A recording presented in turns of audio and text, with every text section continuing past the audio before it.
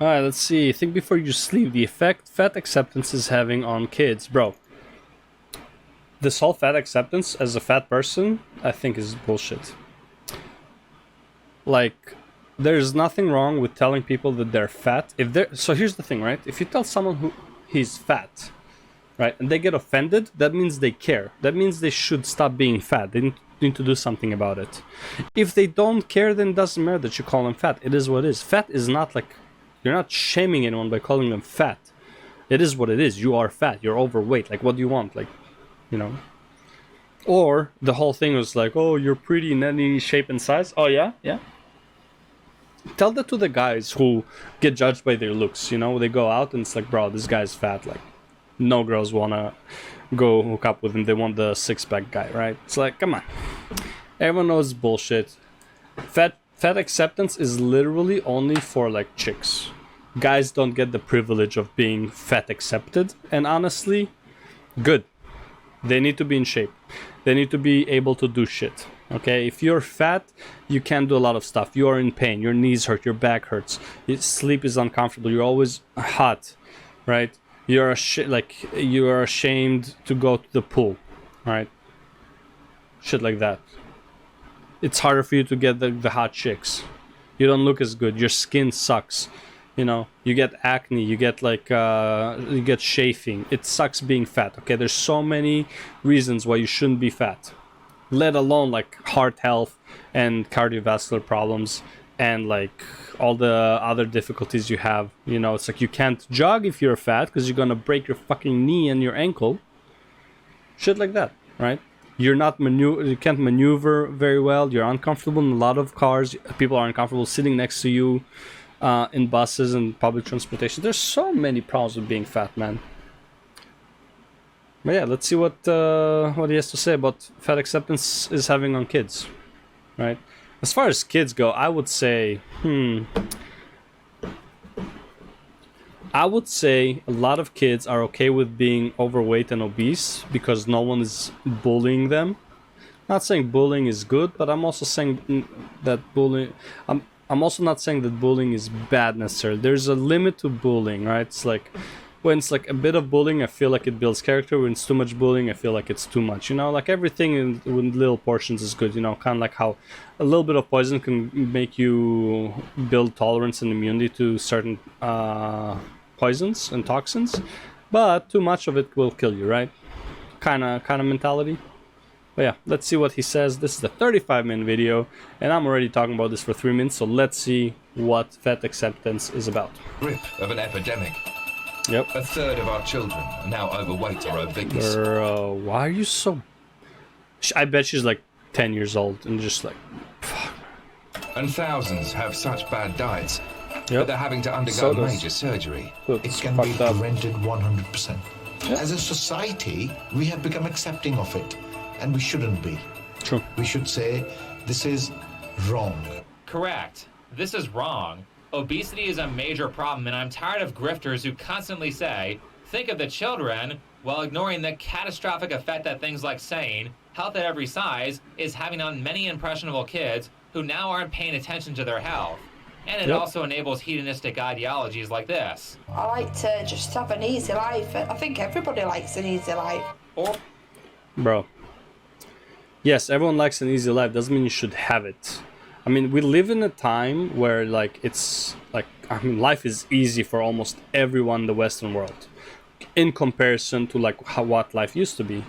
But is that better, right? It's like, is it really that good to have such an easy life? Are people getting spoiled? Do people quit jobs too easily? Do people refuse to do certain jobs and then they just, like, rely on their parents and don't leave the house? Like, I mean, I'm one of them, by the way, but yeah, but it's like... Yeah, like the easiness of life. It's like there's this saying with like I don't remember who was interviewed, but he was saying it's like when I was growing up, my father used to go to work. When I was a kid, my father used to go to work. When I started going to work, I had a bicycle. When my kid went to work, he had a car.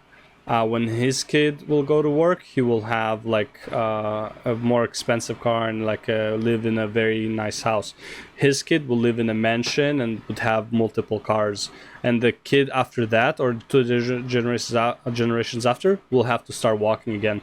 Because what would happen is the difficulty is what creates the character and what creates the effort to make life better for yourself. But because life gets so much better, you become more spoiled, and eventually you're gonna lose everything, and goes in that cycle. Now obviously this is not a reality, but it just gives you an idea of like how it like how people get corrupt by being spoiled, right? It's the same as like having a king.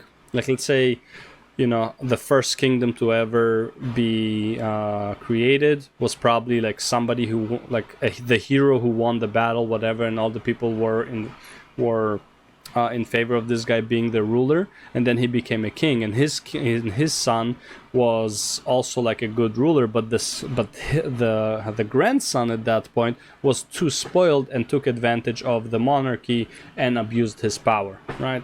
Kind of similar thing.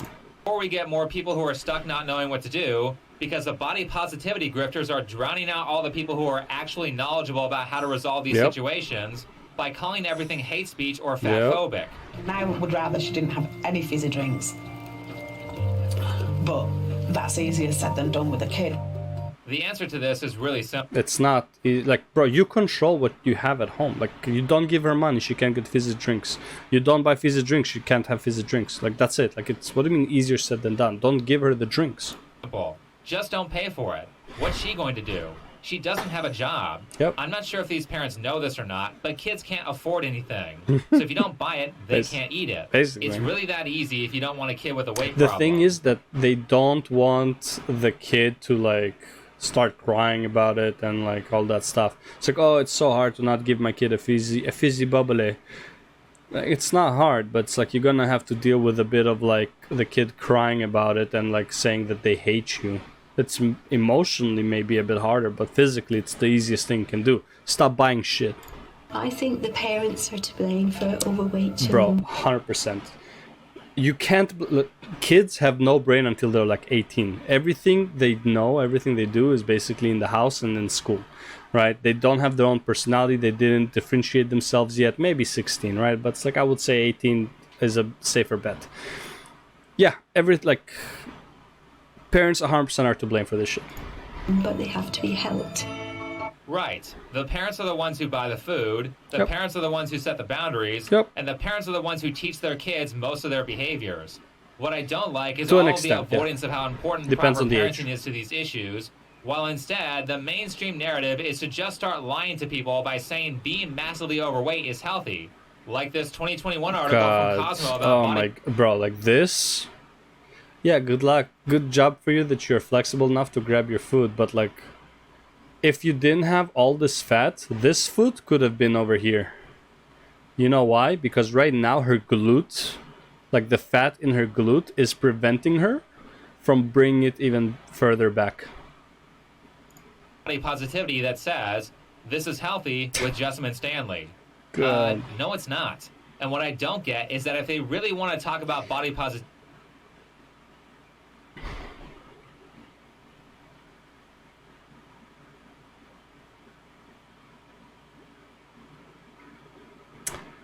I want to make a comment, but like, I feel like the picture speaks for itself, so I'm not gonna go into detail. Positivity, then why isn't this person who has an actual disability and has actually accomplished something the first person we see? Why do I have to scroll way down in the article to find this woman? Or what about this person in a wheelchair? Why isn't she the first woman we see? Isn't body positivity supposed to be about people who are a victim to unfortunate situations? What did she Why is Callie Thorpe, a person whose bad habits put her in that shape, the first person we see? This is not healthy. This is a high risk of heart disease, cancer, and diabetes. And I love the people. I love the people who are like super overweight, super unhealthy, and they say it's like I'm super happy with my body, and then it's like everyone knows you're not, and like you start like doing stuff that's like it's hard for you. It's like you go to the gym, you get a trainer, and it's like it's really hard to do like a push-up. Yeah, you're not happy. Imagine, okay. So you're a person who can't even do one push-up, right? imagine how hard it is for you to get out of bed in the morning. Just imagine. Just think about it that way. If you can barely do a push-up, right? How do you get out of bed? You usually like push yourself up or whatever. Like, you know, it's like you do a crunch to sit or something like that. Jesus Christ, what's with the light is a bit much, isn't it? Let me see if I can fix it a bit. Damn, it's like, the contrast is so bad. I'm sorry. I need a better camera, but it is what it is. See if I can move this a bit, maybe. I guess, yeah, it is what it is. It's hard at this at this hour. I'm just gonna be like super white. Anyways, but yeah, if you have a hard time with push-ups, if you have a hard time with crunches, so imagine how it is waking up every morning trying to get out of bed. You're literally rolling out of bed, right? Your back is probably sore, so you can't even do a crunch. You know, it's like, it sucks. It's not comfortable. Real problem is that all this stuff is trickling down to children. A third of our children are now overweight or obese. Is third. Very rare That's to like see 70%. fat children with thin parents. 1/3 of kids in the UK are overweight or obese? That's crazy. And it's not any better in America either. Here's the thing, though. It's really hard for a kid to be obese. Like, you actually have to put effort into trying to get a kid to be obese. It's like overfeeding him and lack of activity is literally what you want, like, in order to get them obese. But the thing is, kids want to be active. They want to run around, unless you're giving them like iPads and stuff like that to distract them, and TV and all that stuff to distract them, so they don't actually move around, and then that's when they get fat. But the thing is, these kids who are fat, take away their iPad, give them like a bit less food, they're gonna lose that fat like so crazy. The kids are meant to be healthy. It's like their body is asking for it. They burn fat so fucking fast, it's crazy. Look at these CDC numbers for obesity. 20%, which is similar to current obesity numbers in the UK. That's 1 in 5 kids who are obese, which in terms of America has increased from around 1 in 7 nationwide since 2005. That's a massive increase. Oh, yeah. This has very real health consequences to children, and one of the sadder things that is pointed out in this documentary is just how many kids have teeth that are rotten because of their poor eating habits. Yep. Let's get into it, but first... Oh yeah, if you think about like stuff like that, it's like, forget just the obesity, their teeth from like eating all the sugar and all that pop, teeth are getting rotten, so everything they eat is gonna be like less, like more, like worse for them, right? It's like, yeah, it's like it causes a lot of diseases, right? The immune system's gonna be occupied with dealing with that shit. Yeah, it's definitely shit. First, let me tell you about today's sponsor, Ground News. Let's go. Ground News is the world's first news comparison platform with the goal of making all news more honest and transparent. Every day, the website compares thousands of news articles across the political spectrum to help you get the least biased and most informed experience of current events. I mean, the idea is good. Each article is rated on the bias of the news source and how factual or honest that news source is overall. High factual. Also, the owner of the news organization is displayed so that you know who you're getting your information from. Ground News' mission statement is to decrease political polarization, help get rid of echo chambers, and increase media literacy in the general population. Yeah, but I feel so like that people are don't more want difficult that. to manipulate. My favorite Ground News tool is the Blind Spotter. The Blind Spotter allows you to type in the Twitter handle of the creators that you watch and check to see what their political bias is based on who they follow and who they interact with. This tool allows you to see who is more balanced in their political interactions. This is actually pretty funny. And who is more on the extreme. When you saw like Tim Pool is a lefty, but it's like if you listen to what he says, right? It's like the leftists consider him a conservative, but he's not. He's a leftist. If you listen to what he says, he's actually like, I won't say he's a leftist, but it's like he is liberal. I would say this is the funniest thing.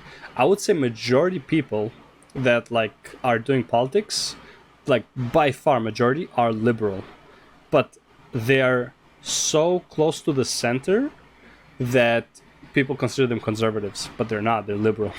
They're just realistic liberals. You can also sign liberals. up to check your own news bias, which can help you balance out your information diet. Check out Ground News and the Ground News Blind Spotter by clicking on the links in the description. Alright, these clips come from a British documentary called Junk Food Kids that was released in 2015. Who's it to blame? covers somewhere around 8 children, but we're only going to focus on 2 children because their stories have the best lessons in them. The first one is 4-year-old Tallulah. One of the patients at the Leeds hospital is 4-year-old Tallulah, who lives with her mum, Natalie. Bro, she does not look 4. She's so fucking big. She looks like she's 8. Really?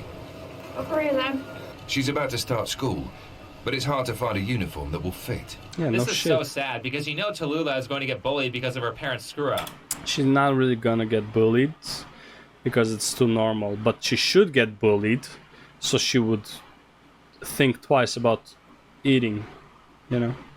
She's only 4, so it's not her fault. Well, I mean, honestly, when you're 4, it's like it's gonna be really hard. But it's like it would build that shame that you would have, right? So it's like if you're bullied for being fat when you're young, when you grow slightly like a bit older, you'll always think about it's like, you know, I don't want to go to the pool because I'm fat.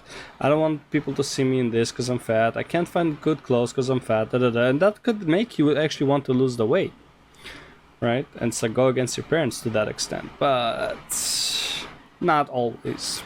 Fault she's overweight. The second kid is 13-year-old Pavia. At 19 stone, Pavia's case is serious. So she's being seen by Dr. Mushtaq, who runs the clinic.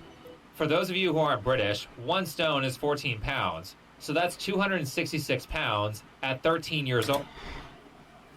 Bro. And this is a girl, by the way. When I was in 7th grade, I was about 200 pounds. I was pretty big. But I was like the biggest guy in class. I was like unknowingly doing powerlifting and shit like that. Like I was always like the biggest guy in class. I only started really gaining weight in like 9th grade, but until like 7th grade I was like super active, kickboxing, boxing, soccer, basketball, handball. What else do we have? Acrobatics until 5th grade and all that stuff. So it's like I was in really good shape until like 7th grade. Then 7th grade I stopped doing all of that and started hitting the gym, and because I was just like eating and lifting heavy, I just fucking exploded and I just became like bigger and bigger. In 9th grade it was like not good, man, not good, but like she's bigger than me and I was like, you know, big dude, she's bigger than me. That's fucked up. Old. Personally, if I was this girl's parent, I would be absolutely flipping out and doing everything I could to fix this problem. Outside of Pavia's situation, the sad thing is that in this documentary, it really seems like a lot of the parents just don't care. Speaking of, here's Tallulah's mom. Yeah, 8 to 9 years. We'll have a try this one. What this? It's a bit tight. I think even that might be a push to Lula. Last couple of years, she's piled loads of weight on. That'll have to get a bigger size. Adults that I know. Thing is, I've seen kids wear like they're like 10, 12, and they're wearing like adult size stuff because like everything for their age was just too small. That she's fat. It absolutely heart-wrenched me. It can't really be all that heart-wrenching because you're laughing when your 4-year-old child can't fit into a uniform that's for 9-year-olds. Yep. That'll have to get a bigger size. So I don't really think Tallulah's mom, Natalie, is all that serious about this. Of course not. Particularly considering that Tallulah's weight is not her only problem. She actually has a much more severe... So if she was serious about this, she would lose the weight with her kid. You know how it's almost impossible. Well, it's not impossible. It's like it requires a lot of self-control to eat healthy and to be healthy when you're surrounded by people who are not eating healthy and are not being healthy, like they're not active and stuff like that. Her mom, unless she decides that she also needs to lose weight and be healthier, the kid would never. Like, it's good luck trying to get your kid healthy. It's like the kid would actually ask, like, how come I'm eating these vegetables while you get to eat burgers? And make you feel bad about it, because you should feel bad about it. You should be eating what your kid is eating. You should lead by example. But the parents don't want to do that, and then their kids are like that. Problem with her dental hygiene because several of her teeth have gone completely rotten and she is in constant pain because of it. What's worse is that this is actually not that uncommon of a problem in the UK. Here's a doctor saying how many teeth he's seen being removed. Yeah, I'd say it's probably in excess of 7,000 teeth. It might even be approaching 10,000 teeth. A year. Yep. I believe that's just at the clinic he works at. Now, I'm not going to show any of it because it was traumatizing to watch, but honestly, I have no idea how these doctors can do these surgeries and not lose their minds. This is definitely not something I could do for a living. particularly when they have to watch the kids wake up in pain because of something their parents did. The worst part is when, you know how like right now it's like if a child wants to like, you know, a male child wants to be a woman, and if the parent doesn't accommodate them to that, it's considered child abuse. But having the kid so fucking unhealthy is not child abuse. Give me a break. I would be screaming at the parents for allowing this to happen to their kids, especially someone like this dad who has already watched his daughter lose her teeth and is now about to watch his son lose his teeth due to eating too much sugary junk food. And then he's like, hey, after the surgery, let's feed him the same food that just caused his teeth to rot. My God, It's bro. 7 a.m. And in a few hours, 4-year-old Adam will have surgery to remove his decayed baby teeth. Dude, how do you get baby teeth decayed? They drop out so fast. How do you manage to get them decayed in such a short time? Oh my God. He has been in a lot of pain. Be alright after a few hours. Just give him a few sweets and take his mind off it. Jesus Christ. I don't think these parents actually care about their kids, and that's why this stuff happens. Sure, they'll say they care about their kids when they're around other people or they're in front of a camera. Dude, kids should not have sweets. They already have so much more energy. Like sweets should be like something like you maybe do like once a week, once a month or whatever. Like they should just have normal food, ideally organic and stuff like that. But it's like, let's be real, not gonna get like, most people are not gonna get organic food and all that stuff. But it's like, just have normal food. You don't have to give them sweets. You don't have to buy cereals. You don't have to give them fucking candy every fucking day. Like it's so dumb. Just give them normal food. Like their stomach is not even that big. You don't have to feed them that much. It's like, what's a kid's diet? Like under 5. It's like maybe 1,000 calories a day, not even, probably 800. It's like that's like the tiniest bit of food. You don't have to do more, right? One candy, like one gummy bear is like 80 calories or 60 calories or some shit like that. Just imagine, and a kid can eat like 10 of them, 20 of them easily. That's already like over the daily dose of like what a kid needs calorie-wise. It's fucked up. Camera, but when you look at the fruits of their labor, you can see the truth. Parents can lie, but kids never lie. You can always see the reality of a situation by looking at the kids. Or you can see the truth in situations like this. Tallulah has problems with her teeth, and she, at 4 years old, has chronic pain because she has abscesses in her gums. Despite her daughter being in pain, Natalie misses Tallulah's dental appointment by a pretty significant margin. Today, Natalie has to take Tallulah to see the hygienist. It's an appointment they have to attend before the hospital will see Tallulah. But it starts in 10 minutes, and it's 8 miles away. Oh my We God. woke up late. Well, it's 25 past. I have to be there at 1:30, and it'll take most of about half an hour up bus. You can say this is heart-wrenching all you want, but when your daughter is in pain and you miss her doctor's appointment because you're irresponsible, I don't believe you actually care. Because people who care are willing to deal with the inconvenience of making sure they wake up on time. Natalie clearly does not want to be a parent. So as she got older, it went from formula to cow's milk to juice. Now Formula to like regular milk to juice. Why did it go to juice?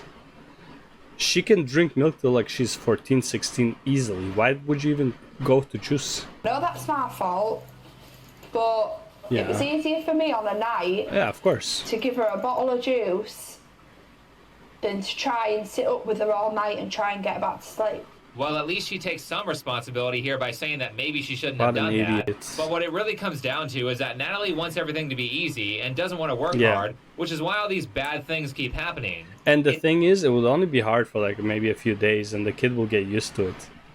Right? It's not like the kids adapt super fast. Humans adapt super fast. Kids are just even faster at this.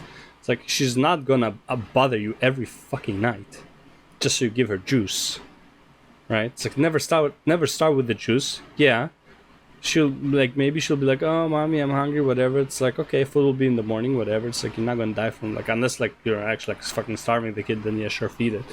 But like if you think like you give her enough food and she's starving and then she's saying that she's hungry, no, she just wants to eat for the sake of eating, and be like, no, whatever. She'll cry a bit, you'll be like, it's okay, don't worry, tomorrow morning you'll wake up, we'll make your favorite breakfast, whatever. Like you can lie, I don't know, but like yeah, you don't have to like fucking like do everything on the child's whim. It's like that's how you get a spoiled brat. It's really astounding to watch how little Natalie is willing to sacrifice for her children. I like to just have an easy life. I think everybody likes an easy life. Yeah, no I think a lot of people desire an easy life, but the people who sit down on the couch all day and watch TV are never happy. True. The happy people are the ones who go out, do stuff, and get stuff done. Happy. Big, true. But, I mean, I agree and disagree.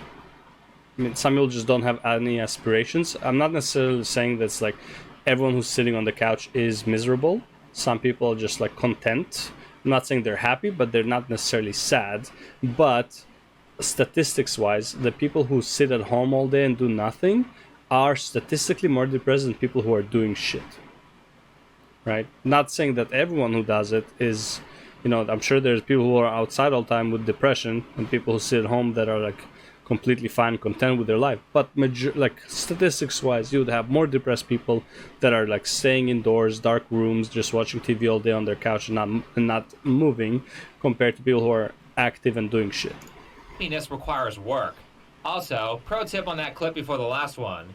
Fruit juice is not healthy for you. Yep. You can look at the sugar content. Most of the popular fruit juices have so much processed sugar in them 20 to 30 that grams. it's basically a soda without the carbonation. Yep. If you want to be healthy, your main drink should be water. Yep. That being said, let's talk about what Natalie feeds her kids. This is what Tallulah eats for her dinner, and holy crap, that is basically as much as I eat for a meal. Bro, that's pretty big. For a kid, she needs like maybe a third of this.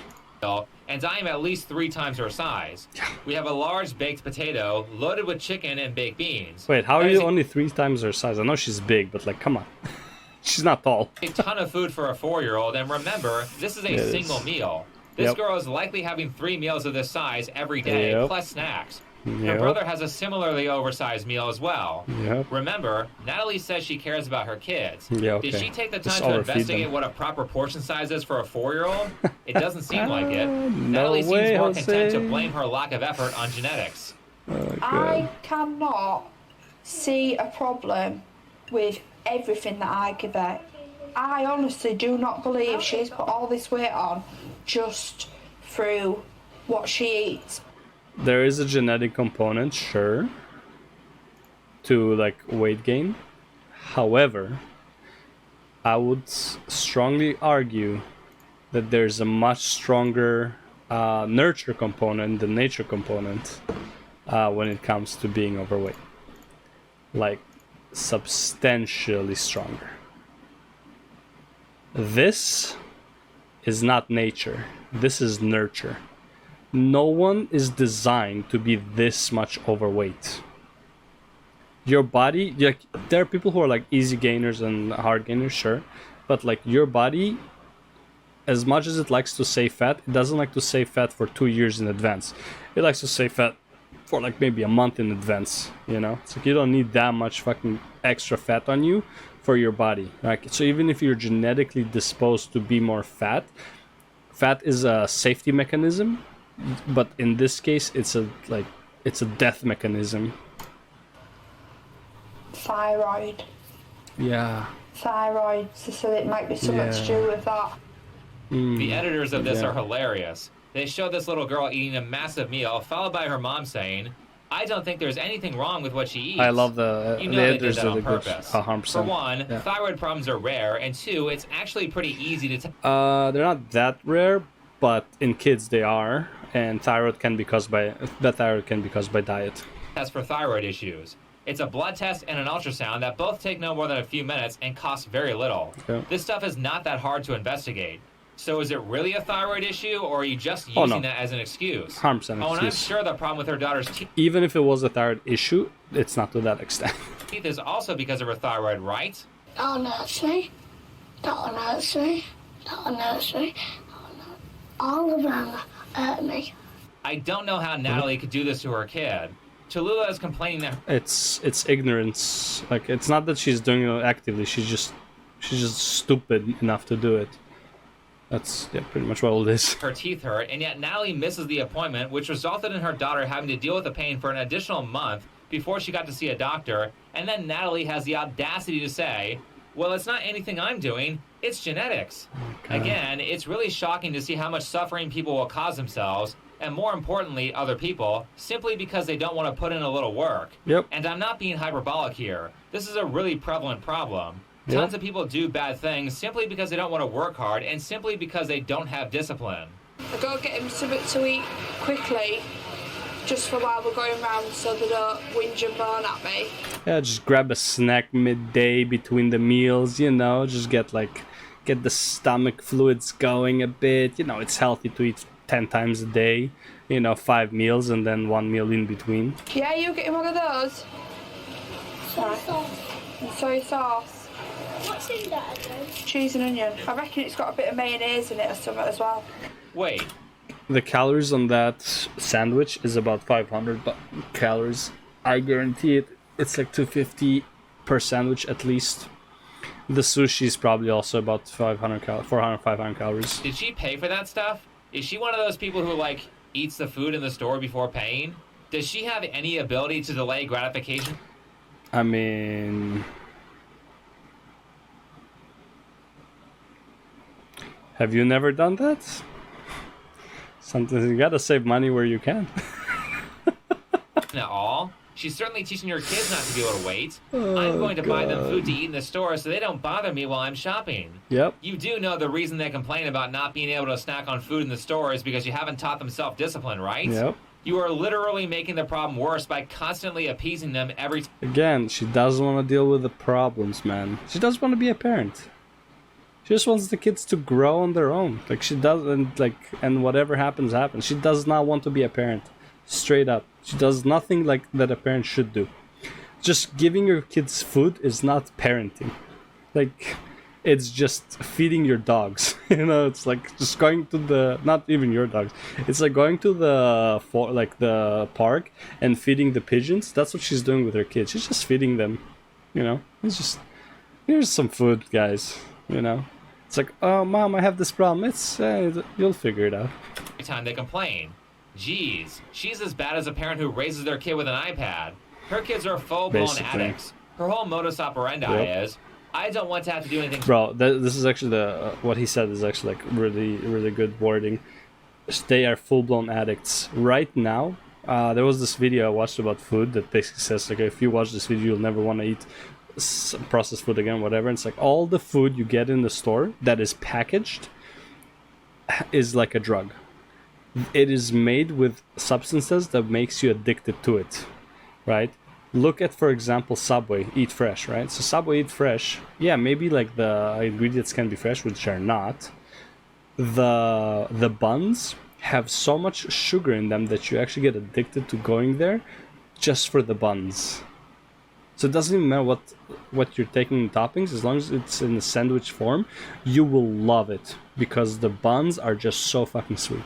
Stressful by dealing with any negativity from my kids, so I'm just going to let them grow up with a myriad of health problems. It's really gross to see how lazy this mother is. And also, she comes off like this is all a joke. She thinks this stuff is funny. I always try, like every night, every tea time, to cook a proper home-cooked meal. Do you use the convenience stuff then? How much of it would you say? About 90%. 90%. 90% is convenience food, but here's the thing. You can cook proper food for 3 days in advance at least. So it's like when you're cooking that dinner, you can right away make food for like the next 3 days that is healthy. Salads last 2 or 3 days, especially if you pour lemon on them, right? You can easily make like omelets or whatever and like warm it up the day after. Not even in the microwave, just warm it up in like the oven or like just put it on the frying pan again just to warm it up. Like, and honestly, like, you don't even need to. I mean, eggs don't take long to make. Just make eggs in the morning. Like, fuck, it's 5 minutes of your time. And you can put in as many eggs as you want. You can put, like, 10 eggs. Give some to your kids, and like, take the rest, you know? It's, like, 6 eggs for you, 2 eggs per child or whatever. Like, it's not rocket science. She just doesn't want to do it. Convenience. Yeah. Why is that? Because it's convenient. And they want feeding now. They wanted feeding yesterday, not in a 2 hours time. They're so Notice how they showed big. Natalie's son drinking juice, which basically says that she's not actually remorseful about damaging her daughter's teeth in the past by giving her that kind of drink. Yep. But great. What does her constantly wait, buying there's convenience more. foods teach her kids?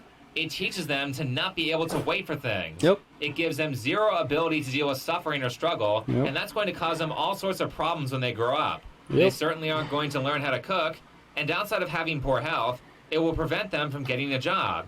Job training requires lots of patience, hard work, and discipline, Yep. of which they'll have none of because their mom didn't teach it to them as children. So they'll be massively disadvantaged, and if they want success, then they'll have to learn that stuff as an adult, which will cost them years of their lives. Or they'll just The become thing is, it's like, it's not going to cost them years of their life. They might not even be able to do it. It's so hard to relearn, to de-learn bad habits and learn new good habits. Like, it's just so hard. And like I would say most people don't want to go through it.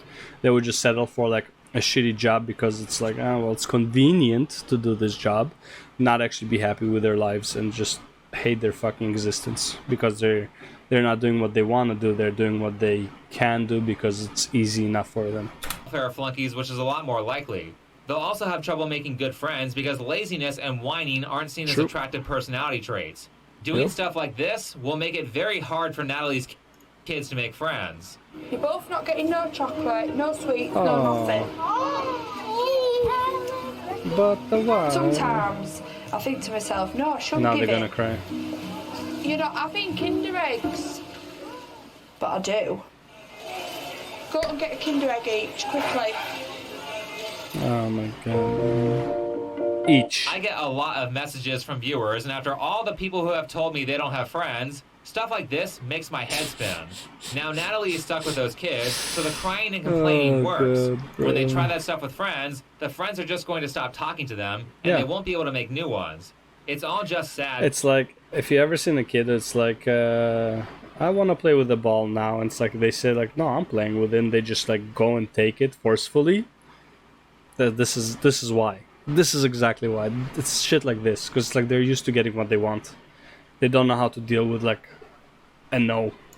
Because I know lots of kids are raised in similar situations, and this is a part of the reason why they can't keep people around them when they get older. So Tallulah's story ends with dental surgery that, again, I'm not going to show because it was very hard to watch. Her mom, Natalie, says, I'll try harder now after seeing the surgery, which I don't really believe because it's one thing to say that you'll try, but it's another thing to actually put in the effort. There's no evidence that Natalie has the ability to work hard or was moving in that direction by the end of the documentary. The thing is, like, even like it's not like she's gonna wake up every morning and rewatch how the procedure went. You know, like how, like whatever is making her feel now, that it's like, oh man, like I really need to like, you know, control this problem and all that shit, and like make sure that my kids never go through that again. That will not last long term because she's just gonna forget about it in like 3 days because it's not in front of her. Now the second story has quite a bit more hope than Tallulah's story because unlike Tallulah, it seems that Pavia's mom actually cares about her and is trying, but simply doesn't know what to do. Here's Pavia's mom, Claire. 5 miles outside Leeds, 13-year-old Pavia has brought some friends home for tea. Her mum Claire knows her daughter's weight is getting out of control. The last 2 years has been the worst. I know she's put on... She's so big. She's put on 4.5 stone this last year. Oh my god, 4.5 stone? That's over 60 pounds in 1 year. Imagine if that pattern continues. What happened here? Well, if you look at what they eat, it's all processed junk. Spaghetti and tomato sauce, and like it's plain spaghetti. No vegetables except for a few chunks of tomatoes. Did they eat a salad before this? Did they have any fruits? Tomatoes Did they have any great organ meats or something? for weight loss either. All you can really see Pavia eating in this documentary One of is the best hacks to lose weight, before you start eating, have protein. Like, not you can have a shake, you can have a protein bar, whatever, but or like just plain chicken, whatever floats your boat, doesn't matter. But have some that is like pure protein, and then make your food. You will probably not really want to eat all of it, and then you can make a smaller plate easily. Junk food like ice cream, gummy bears, and soda, which leads to this. Pavia doesn't seem to have an off button. She does always seem to be hungry. Of course she can't stop eating. She's eating a bunch of super addictive crap. Now, allow that me to... also doesn't really fill you and also makes you want to eat more. And also, they stretch the stomach. So for example, okay, so you start with the stomach like this, right? Let's say this is your stomach. When you eat shit like a lot of pasta and rice and whatever, you can eat a lot of it for like, it's super calorically dense, right? It's like it's for a small amount, it has a lot of calories. So it's like, it's already like calorically dense, but also you can eat so much of it that it just expands your stomach. Now here's the thing. So let's say your stomach is full and this is how big your stomach is right now. It's expanded, right? Let's say, okay. Maybe, I don't know. Okay. Okay, so this is your stomach right now, right? Now, what happens is, all of this is full, but what happens is, your stomach takes a while to shrink. So all the food that's here will start going away, but the stomach is still expanded. So your body, your brain is going to send a signal that's like, hey, I have room in my stomach. I have all of this now, right? All of this plus this available for food. So hey, let's go eat. Meanwhile, protein, in comparison, is compared to the calories, like compared to the size, is very calorically not so dense, right? So it's like it won't expand your stomach as much, and it's very heavy, so it makes you feel fuller for longer.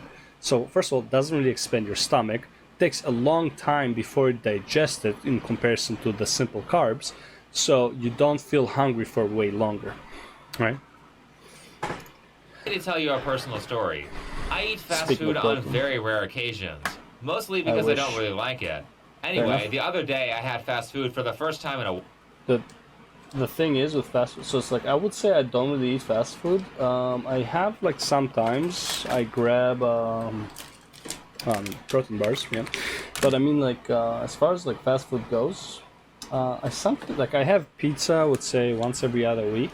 But that's kind of like, if we have like a very long day at work or something like that, then it's like, I mean, it's the cheapest and most filling thing you can get for the price, right?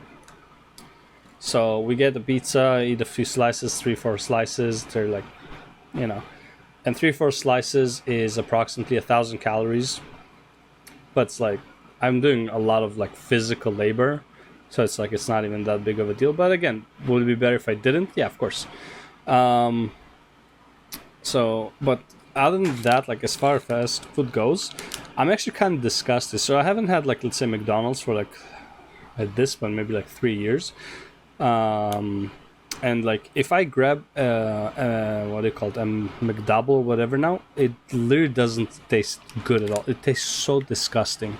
So I can't even eat most fast food anymore, right? Can I get a Subway and eat it? Yeah, but it's like the only fast food I can really eat and actually enjoy, it would be a pizza, and it has to be really well made.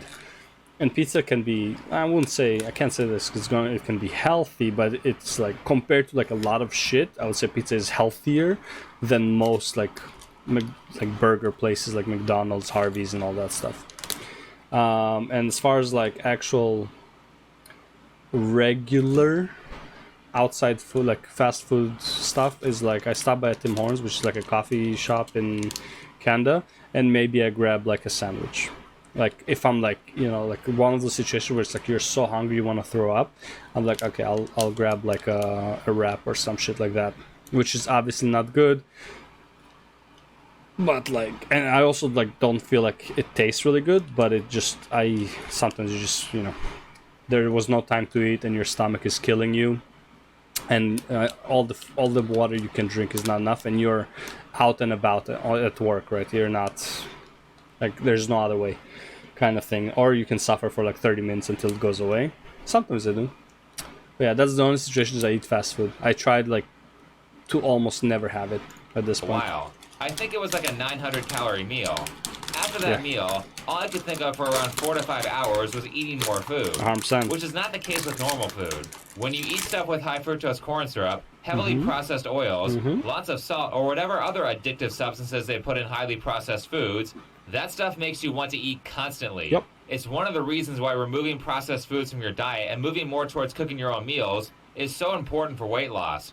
Cooking your own food is not so much about the calorie count, it's more about being able to control what's in your food so you aren't drugged into constantly feeling the need to eat. That's but both. all of this begs the question that I asked in the beginning. How does Pavia afford all this food? Oh my god. Thank you. What's in there? What did you buy today? I bought chicken tikka sandwich, my crisps. Haribo's a double deck and a drink, but I'm saving the... Well, one sec.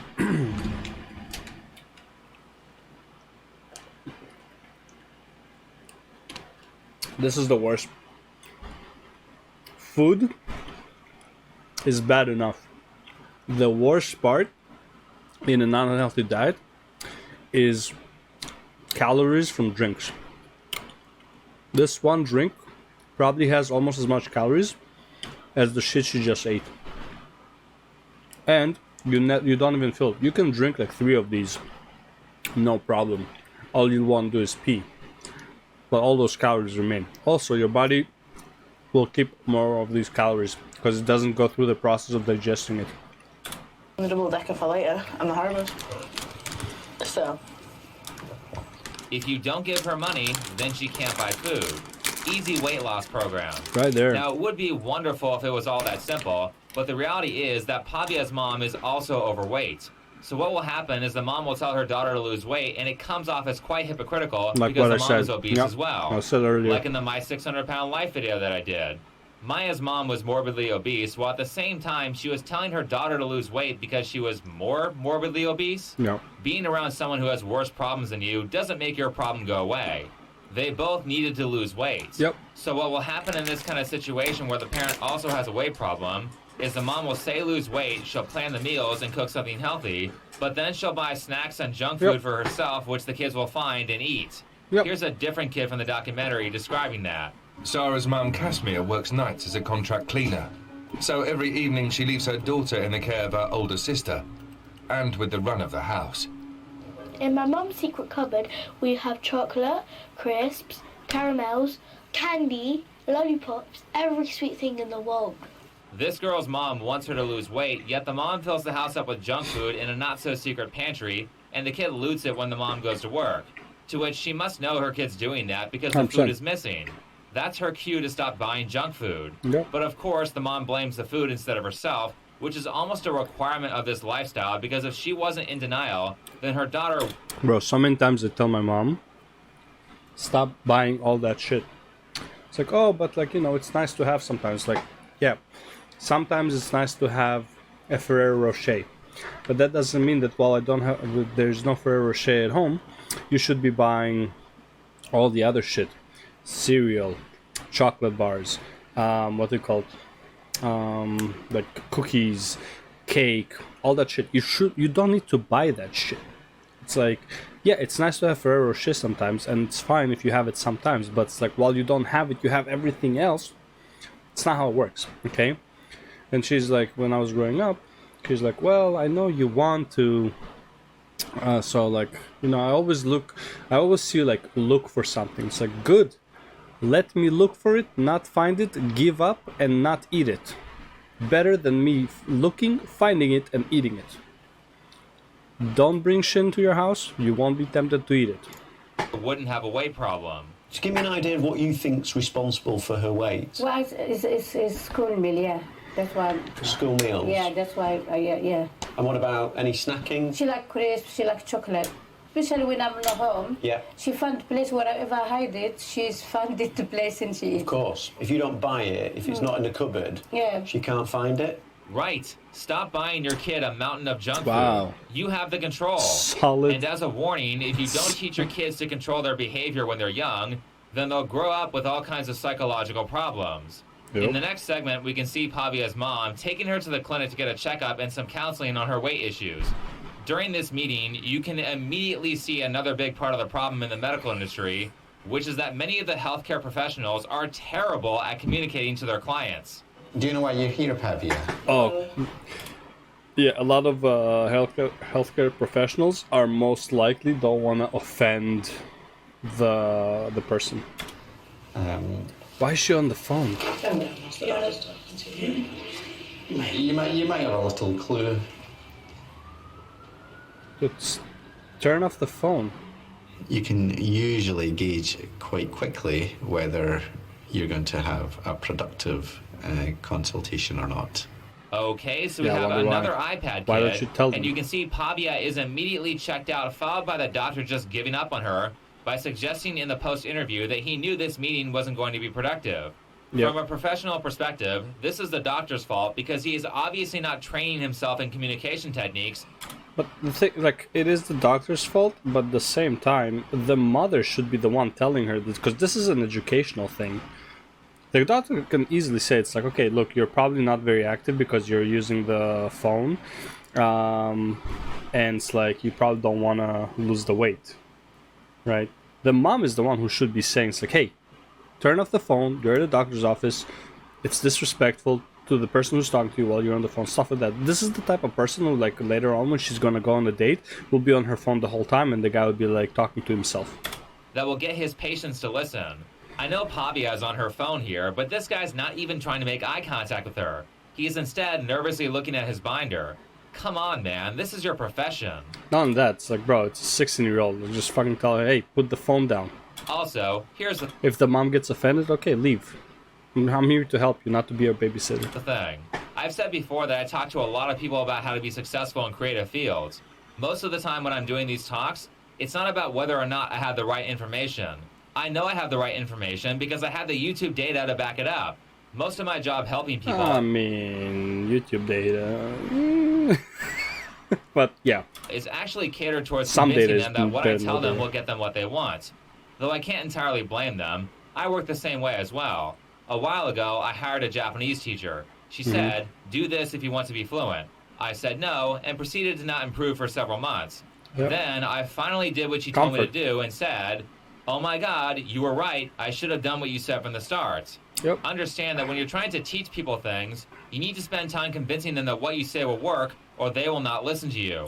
Yes, I do agree. It's like me when I was in school, or especially like I hate literature. I hated like my Torah class, which is like, you know, Hebrew Bible and all that stuff. But and the reason is because I didn't see a point to knowing those things, right? Literature especially.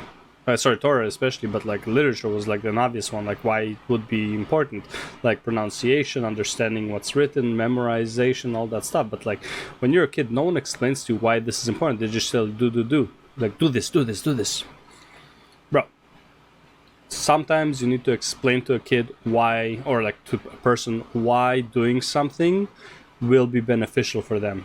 If you can explain it, they are more likely to do it. If you are just telling them to do stuff, they're not going to want to do stuff that they don't want to do. Simple as that. Tell people, like, tell stupid people like me why you want them to do certain things. The way you do that is a little indirect.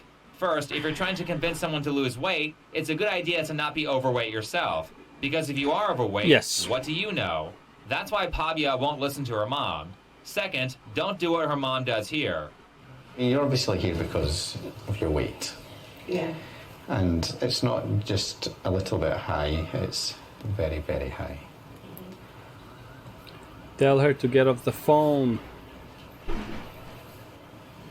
Hello? That's distracting with that phone. Can you just put the phone away, please? I'm not wasting any more time with this. Right, thank you. Right, anyway. That was super awkward. Obviously, Pavia doesn't want to be there, and all the doctor does is state information that Pavia has probably had other people tell her a million times. Yeah. Worse, Claire had to forcefully take away Pavia's phone, which is only going to piss her off and further make it so she doesn't listen. In that situation, the goal is to get Pavia to voluntarily put down her phone. Yep. So how do you do that? Well, you need to show the person that you care. Instead of starting out the conversation with, obviously you know why you're here, say, hi Pavia, how are you? Why have you come to see me today? Whatever she answers, you make the conversation all about her and what she wants, because if you don't know what a person wants, then you won't be able to convince them to change their behavior. People only really change their behavior for two reasons: to get something they want or to avoid something they're afraid of. Proper influencing should include both.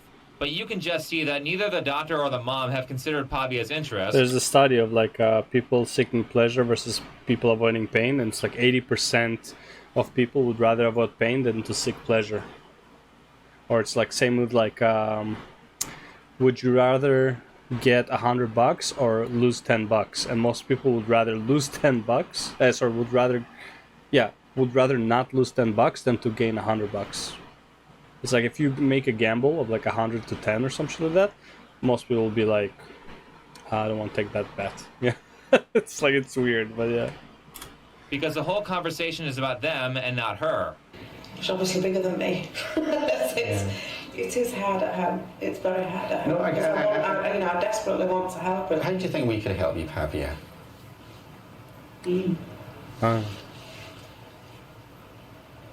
Of course she's going to be dismissive and not answer that question. Help her with what? You haven't asked her what she wants help with. She might not even be able to articulate what she wants all that well because no one has asked her. So she might be missing crucial communication skills. Also, like I said, the real problem here is that this doctor completely has the right advice, but is unable to get her to listen. Yep. Your weight is... I think there's one thing with being overweight, and another thing with the weight. See, like, this is the problem. Like, you shouldn't be this dead. Like, I love one of my favorite shows is House MD, and even though it's like a bit extreme the way he talks to like patients, it's like sometimes that's what they need to hear. They need to hear, like, be straight up with them. It's like, listen, you are fat. This is affecting this is breaking your bones. You're uncomfortable, right? It's like you're always hungry. You're not happy with your body. You know, all that shit. It's like, obviously ask her these things, but it's like, and like make a list, and it's like, listen, these are the things you told me. This is why you want to like lose the weight, right? You told me that you are uncomfortable. You told me that you're always hot. You told me that's like you are uncomfortable like wearing bikinis. You told me this. You told me that. You told me that. This is what you need to do. Like, you don't need to be nice. Like, you need to stop eating shit. You need to stop eating as much. It won't be comfortable. It will be hard, but this is what you need to do. Weight still continue to go up rapidly. I think the first step is always to keep the weight the same. Have the motivation to do that, and then after that, just start. Have the motivation to do that. Okay, I'm motivated, bro. Straight up, like, yeah, fuck it, yeah. Oh, I just got motivated. Easy, brother. I'm motivated. Get done. Yes, as a person who was formerly in the fitness industry, this is exactly what I would say to someone in Pavia's situation. First, we need to get you to the point where you aren't gaining weight, and after, we can focus on losing weight. Kinda, yeah. You always want to achieve big goals with small steps. Yes. But she's not going to listen to that because they haven't framed it to cater to something that she wants. Yeah. Gotta make her Influencing someone say to change is a mixture of knowing what the person wants and telling them how what you're saying will get them what they want. Yep. And it turns out that Pavia actually is aware of some of her desires. She'll just nag on about how my weight worries her, and I'm like, yeah, okay, you don't need to keep saying it every 4 seconds of my life. You don't see me nagging on at her about her weight, do you? To be honest, I think school's more important than health and weight, because I'd rather be an... No, it's not. No, I honestly don't think so. Your health is substantially more important than school. You can learn a lot of shit outside of school, but if you're not healthy, you really cannot do a lot of things that you could have done. Right? You're more likely to be okay. And here's another example. Let's say you're overweight and you want to go to school. You're more likely to be sick when you go to school. You're more likely to not enjoy PE class, which is one of the best classes probably in school that you should really go to, right? It's like you're more likely to not go to PE, okay? More likely to be sick, which I already said. Less motivated, more tired, so you're gonna pay less attention in school. There's so many reasons like why you wanna be like fucking in good health, because like it affects your school life as well. Overweight with a job and a good house and things than being an overweight tramp, if you know what I mean. I mean, do you live in 2022? If you're like fit and look good, like, I mean, you don't even have to look good, honestly. You're gonna be an influencer looking like shit, but as long as you're fit and healthy. Okay, so now we know what Pavia values. She values not being a loser. Now, we don't have this information, but if I were talking to her, I would also ask her why she values not being a loser. Who's she trying to not be like? Because then, not only do I know what she wants, I know what she fears. I can use that information to better guide her to where she wants to go. Plus, her revealing what she fears is an indicator that she trusts you, which means she's more likely to listen. So based on this information, I need to talk to her about how losing weight will lead her to success. First, I would start off by saying that these things aren't mutually exclusive. You can be a healthy weight and be successful at the same time. It doesn't need to be one or the other. In fact, healthy habits are actually a component of success because tons of people who could have been successful become complete losers because they are a victim to their bad behaviors. If you want financial success, then it's going to be very hard to save up money or invest if you're spending all of your money on junk food, particularly if you add other expenses. So yeah, one of the biggest. This is by O'Leary, Stephen O'Leary. I forgot his first name, but yeah, by O'Leary, the Mr. Wonderful, whatever his name is. But he said like one of the biggest traps is coffee. So if you know, before you go to work or on your way to work, you buy coffee at like a coffee stop. That is one of the biggest wastes of money. Coffee a month should cost you like $5. Like if you make your own coffee, it's like $5 a month. If you buy your own coffee, it's $5 a day. That's a big expenditure. Expensive habits to that, like smoking and drinking. Usually addicts have multiple addictions, so having multiple expensive bad habits is likely. Learning how to discipline your spending habits from learning how to discipline your calorie intake is very useful for success later in life. That's the kind of energy you want when you're trying to convince people, and the good news is that there are people in this documentary who are aware of that. Near Leeds, Claire's meeting Paul Gately, an expert on obesity in children from outside the NHS. Did you hear that? He works outside of the government-subsidized healthcare system in the UK. I thought that was interesting. Anyway, here's Paul having a sit-down talk with Pavia over a meal.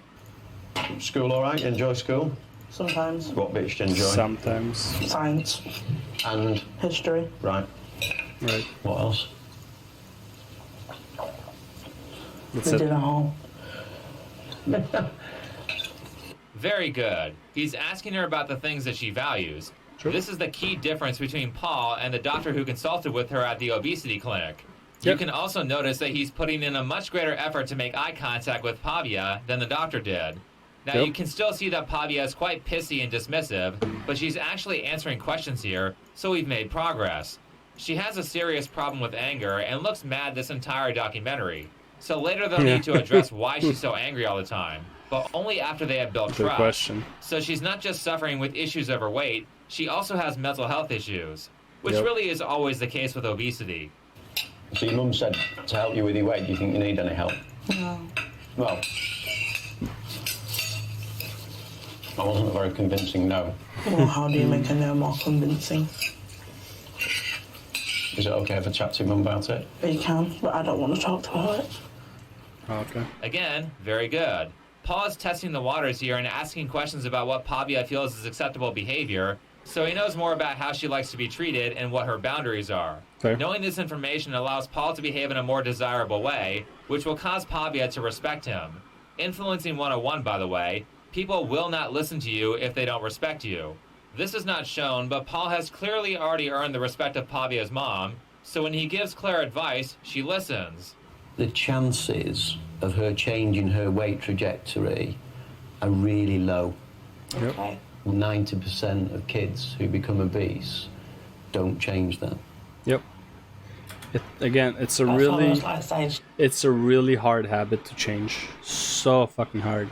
Because it's not one habit, it's multiple bad habits, and you're practically an addict as well. So it's like you have all the bad habits that come, like no self-discipline, no self-control, probably low self-esteem, which makes you want to eat because you're like sad and shit like that.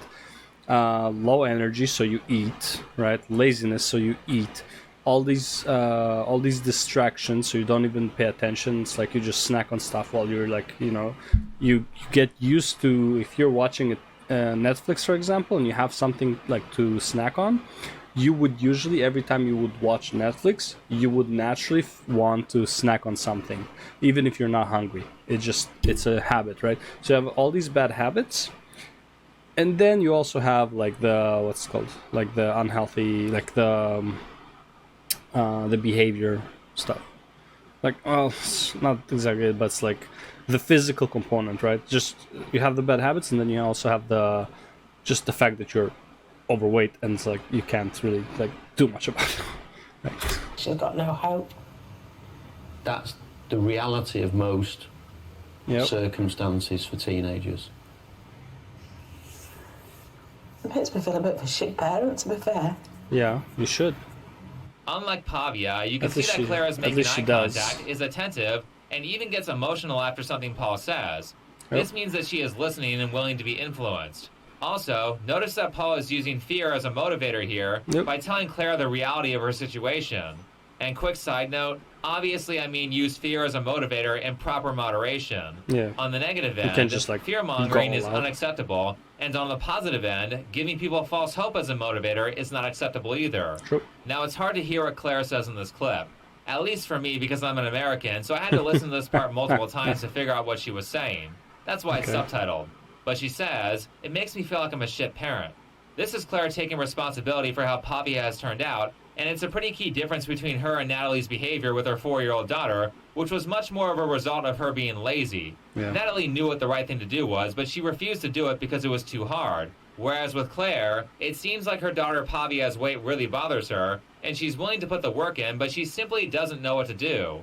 Anyway, next Claire takes Paul's advice from that previous clip, which was a conversation about boundaries, and then goes to have a talk with Pavia to set those boundaries. In this conversation, you can see that unfortunately, Pavia has zero respect for her mother and listens to nothing.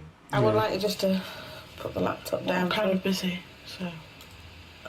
I know, darling, but I would like you to put the laptop down, please. No, because it keeps my knees warm. Yeah, either put it down whilst I'm talking to you, or you'll lose it I can altogether. listen to you, I'm not stupid, so I can understand what you're saying whilst I'm on this. Okay, put it down now. Thank you. Yeah, you can really see the difference between Claire and the lazy mom Natalie in this scene. At least she you tries. can see on her face that Claire realizes that she's screwed up in parenting when her daughter treats her like this. Yep. So on a positive note, because Claire is admitting fault here, this situation is very likely to improve. Now, personally, I would not... It's not very likely. It's likelier, but it's not likely. Like, again, until the kid realizes what needs to happen, like, because she's already, like, pretty old. Like, she has a lot of, what do you call it? Like, a lot of selfness, you know? Or whatever you want to call it. Like, a lot of personality. So it's like, it's going to be really hard for her mom to, like, affect that. Especially if it's, like, a 180 of what it usually is. So, I don't know. Like, the kid needs to realize it's not just, like, the parent trying, but, like, the kid needs to also, like, play along with it. And at this point, I don't know. She's too spoiled with technology and, like, with how she is to do something about it. I feel like. Not have done this not conversation. saying it's impossible, just less, not that likely. It's likelier than the previous situation, sure. Actually, look, the previous situation might actually be easier because the kids don't have a personality yet. They're just like kind of like imitations. They're just like mirrors of the parent. So like in that case, I feel like the parent has a much easier time than right now, because right now the child already has its own self. This way, Claire doesn't have the power to set those boundaries that Paul suggested, so she needs to build that before she can start making demands. Yep. The most obvious thing she can do to gain power and build respect is lose weight. It looks like she had started on that during the documentary, but she needs to be thin for a while before respect from her daughter will build. Second, she can set boundaries indirectly by refusing to buy or cook unhealthy food for her daughter. Yep. That's a nice little cheat code because it allows her to set a boundary without her daughter having to do anything. Which means Pavia can't reject this kind of boundary like she did with the other ones. So first and foremost, I want to get your sleep pattern sorted out so that you're not up all night relying on energy drinks and stuff through the day. I don't want you eating in your room anymore. Just not acceptable. Well, maybe I don't want to start sitting at the table just because somebody said I have to. Did you catch what she said here? Maybe I don't want to sit at a table just because someone said I have to. She's telling her mom... So the whole like I don't want you eating in your room anymore, that's actually a very good thing, which something I still don't do.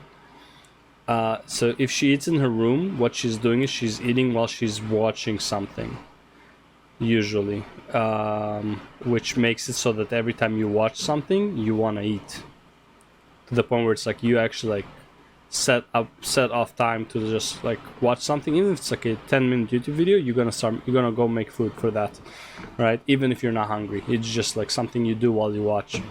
However, eating at the table without like not watching anything, not reading anything, just like you're concentrating on the food, would make it so that's like the only time you're eating, your habit is to be at the table. So the only time you're at the table is when you're eating. You create that habit. Therefore, whenever you do anything else, you shouldn't be feeling as hungry anymore. Like you don't have the habit of eating when you're doing certain things. Mom had to influence her. Pavia is correct. She shouldn't have to sit at the table just because someone said so. True. She should be sitting at that table because someone is making it enjoyable for her to be there. True. So being more enjoyable to be around is something that Claire needs to work on. Good luck. You can notice this stuff if you just pay attention to what people say and watch their behaviors. Pavia gave her mom the answer to get her to sit at the table. Also relevant to this scene, generally when you're trying to influence people, you want to give them as few things to do as possible. All big and meaningful changes start with small steps towards the goal, which means any boundary change you request of someone I don't necessarily agree. It's a motivator to like make it so sitting at the table is more enjoyable, but I feel like that's not the purpose. The purpose of her sitting at the table is to avoid doing the other things that create bad habits for while eating. I feel like that should be the point. Enjoyable or not, I mean, like that, like it can it be a motivator? Yeah, it can motivate her to do it, but it shouldn't be. Like it should be just like a habit of good discipline. Very small, and honestly, you should be doing most of the work to make the boundary change happen at the start. This is not directly related, but I think it helps with a metaphor. If we are talking about living with roommates, and your roommate does something that pisses you off, the ideal situation is that your roommate does his best to not do the thing that pisses you off, while at the same time, you try not to get so pissed off when he does that thing. Yeah. The change happens when both of you work together. You can't just make demands of people, you also have to put the effort in. Third, better handling of situations like this will help. Claire planned to have a sit-down family lunch, complete with Betty, her mother, and her new partner, Michael. I'm full. You're full? What have you had to eat beforehand to make yourself full? Well, ice cream. With my olive. Already? Yeah. If you don't, you don't. And then don't make me stay. Because I'm not hungry anymore. Okay. In this situation, Claire needs to take the loss and accept that she failed to get her daughter to eat properly without snacking on unhealthy food. But she can still salvage it by getting Pavia to stay at the table. Instead of bullying Pavia by saying, "Why are you full? What junk did you eat?" Ask her, "Well, even though you're full, can you stay and chat with us for a few minutes before you go upstairs? Tell us about your day." Listen to the boundaries that Pavia set earlier. She doesn't like people constantly bringing up her weight. So if you can steer the conversation away from that, then you can get her to sit down and have lunch with you for at least a few minutes longer than she would have. That's a big deal. Pavia is really lost during this documentary. Claire needs to be taking any small victory that she can get. I think she gets frustrated because she expects her daughter to start fixing her weight problem immediately, when the reality is that it's probably going to take 6 months of relationship building before Pavia is ready to even consider making a strong effort to lose weight. I think Claire's behavior during lunch more so describes everyone's ignorance about difficult situations like these. In the end, it looks like the obesity expert Paul was able to work this situation out well enough to get Pavia to stop gaining weight, which is a good start. Yeah, to an extent, maybe. That's good. I'm not really worried about my size at the moment because I do lots of exercise and stuff, so it should go away pretty quickly. What you want after this is a move towards losing 1 to 2 pounds per week, which will put her at a proper weight in about a year or two. Yes, proper weight loss does take that long. This is the biggest issue though. Like 1 to 2 pounds a week for someone who's like used to being instantly gratified is nothing. It's discouraging. Is it how it's supposed to be done? Sure, but it's super discouraging. Never tell the person that is used to like being instantly gratified, like instant gratuity, that it's gonna take that long. It's like, oh, in 1 or 2 years you'll be at the weight you're supposed to be. Especially if you're a kid, 1 or 2 years feels like an eternity. Like it's like, it does not sound good. You can either do it correctly or yo-yo diet for a bunch of years and end up never losing weight. So if you want to be influential, you really have to be patient and bide your time until you have the person's respect. A part of gaining people's respect is having things that they want. It could be that you're really in shape. It could be that you have lots of friends or a good network. Oh, it could be that you've accomplished something difficult. You could be super knowledgeable in a field they want to know about. Or it could be really simple, like having a lot of money. Notice that Paul from the documentary is thin. That's a part of the reason why Claire listens to what he says. Understand that all of this is going to require hard work because influencing people is very difficult. But if you want to help people and make the world better, that's what it takes. It's a lot more than simply telling people what to do. Anyway, thanks for watching, follow me on Twitter, and I'll see you in the next video. Yeah, overall, good video, good insights, and I pretty much agree with everything he said, but it's really hard to change people's direction when it comes to weight, especially with kids. It's like, I don't feel like you can do it slowly. I feel like there needs to be like a hard stop, and just, you know, just like deal with the consequence for like 2 weeks of like the rage, and like it's kind of like dealing with an addict when you completely I'll look into this in a second. So it's like dealing with an addict. It's like, you know, you have the steps, and it's like the worst step is like when they're just like going into the relapse, not the relapse, the like when you lose your shit, right? It's like, I forgot the name. Detox. Is that detoxing? Yeah, when you're detoxing, you start losing your shit and all that stuff. That's literally what you like. You just gotta do it for your kids. Just fucking like, no more of this. And the thing is, not on no more of this for them, no more of this for you as well. You gotta lead by example. And good luck with that one. That's a hard one. Anyways, yeah, so that's the video. The effect fat acceptance having on kids. I don't feel like this is the fat acceptance movement, really. This is just like bad parenting, really. Yeah, pretty good video. I like it. It's also like, it's a real subject. It's something important, and I feel like there are too many bad parents in the world right now. I like, luckily, I know that my friends that have kids are pretty good fucking parents. But like, man, you see some shit, just go to a Walmart, you'll see shit. Let's just say it like that. Anyways, thanks for watching. I'll see you in the next one.